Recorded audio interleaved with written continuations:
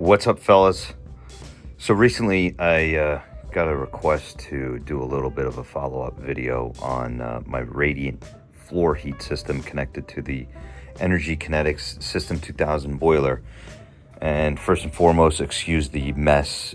Danny and I were in here working on the radiant system for a while last week, and I just didn't get a chance to clean it all up. So just to dive right into it, from what I understand, the the Energy Kinetics boiler comes with a 5-zone system.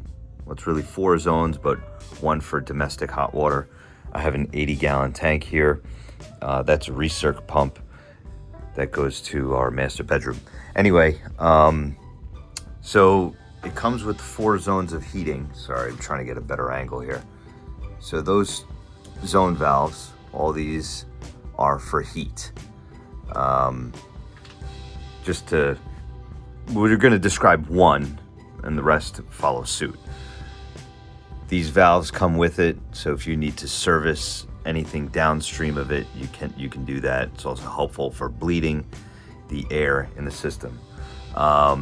So this is zone 1. Don't worry about all the mess that's here. Just there's 2 wires. One is the common, one is the control. So 2 wires from there come through the thermostat wire, come back to here. This is the brains of the operation. On the right side, you'll see that's for the hot water, domestic hot water, and zone 1. On the board, you can see zone 4, which is priority, and then hot water there, and then it goes to zone 1. So you just follow the same terminal connection. So 1, 2, 3, 1, 2, 3. So that's zone 1 right there. The common is the 24 volt.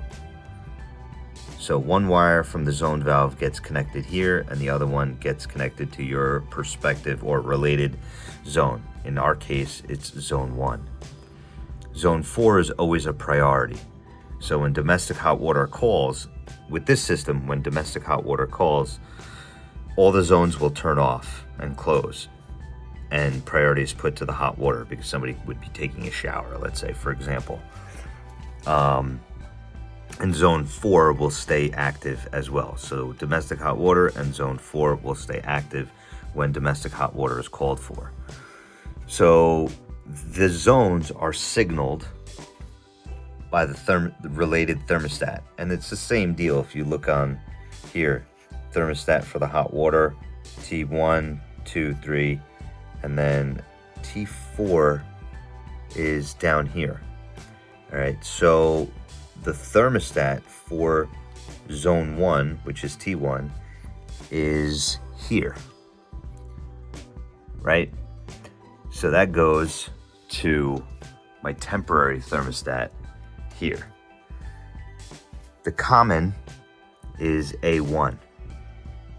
Hopefully you can see that. That's why there's this terminal. There's a double, right? Because you can't fit all the wires in there. So I'm gonna stay right there for a second. You can pause it so you can get a better idea. The zones are here, thermostats are here. So with the brains, thermostat contact closes, sends a signal to the zone, 24 volts gets sent from here to your zone valve. So what we did, we sent all the 24 volts to the related zone, to the zone valve, and also to our rib relay. And this is the part number for this rib relay. You don't have to use this. This is overkill. What we did use, what I did end up using is this one. This is $16 or $17, something like that. This is $65, so you don't necessarily need to use that.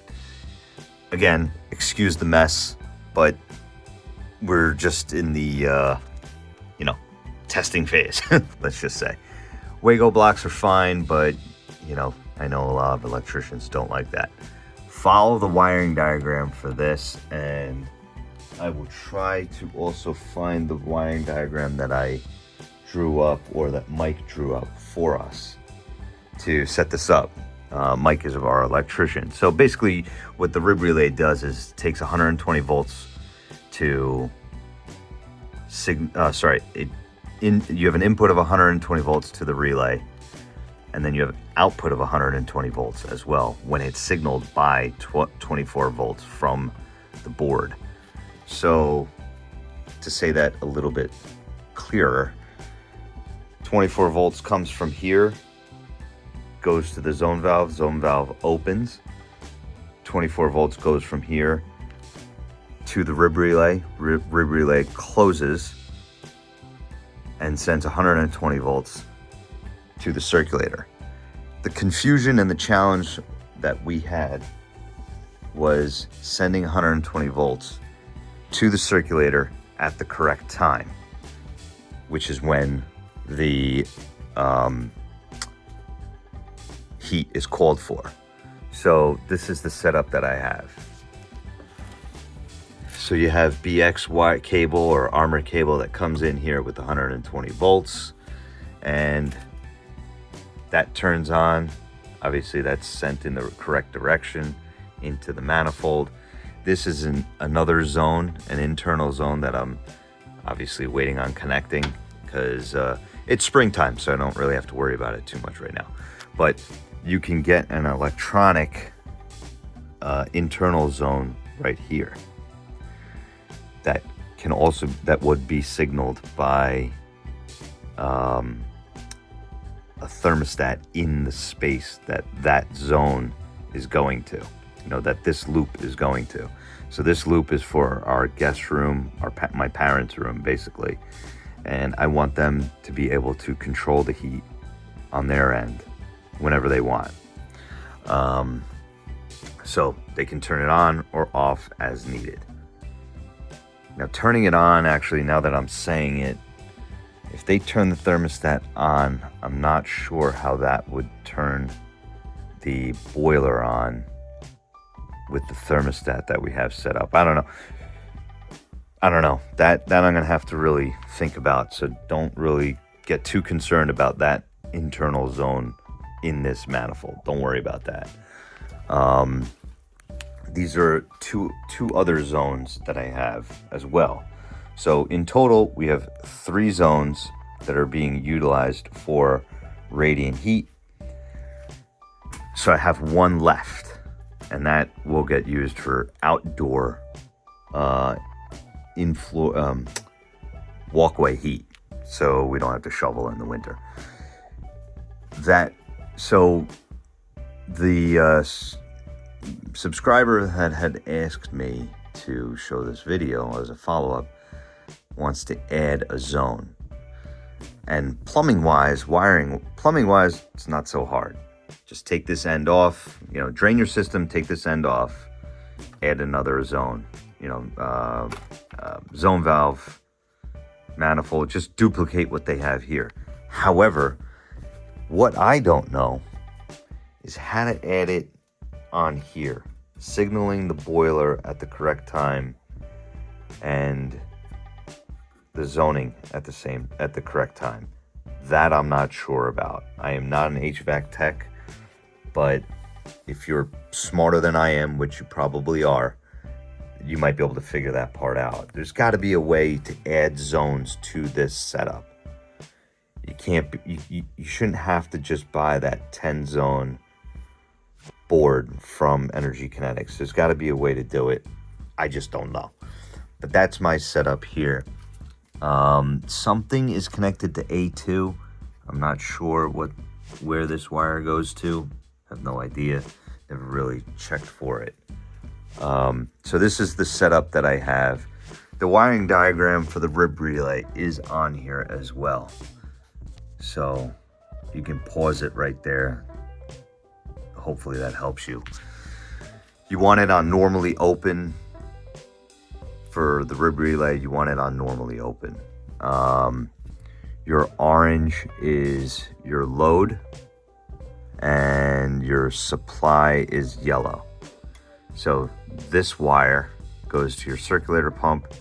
This brings in 120 volts. This sends out 120 volts to your circulator. Yellow goes to my red. Yellow white goes to the red, and blue white goes to white. So if we follow that back, the red is common and white is the signal from the zone. Followed kind of the same suit with the thermostat. White is the signal and red is the common. Hopefully that helps. Again, I will try to find the wiring diagram that Mike had drawn up, and I'll try to put that as a picture right here. Give me a thumbs up if this helped. If you have any questions, obviously leave a comment.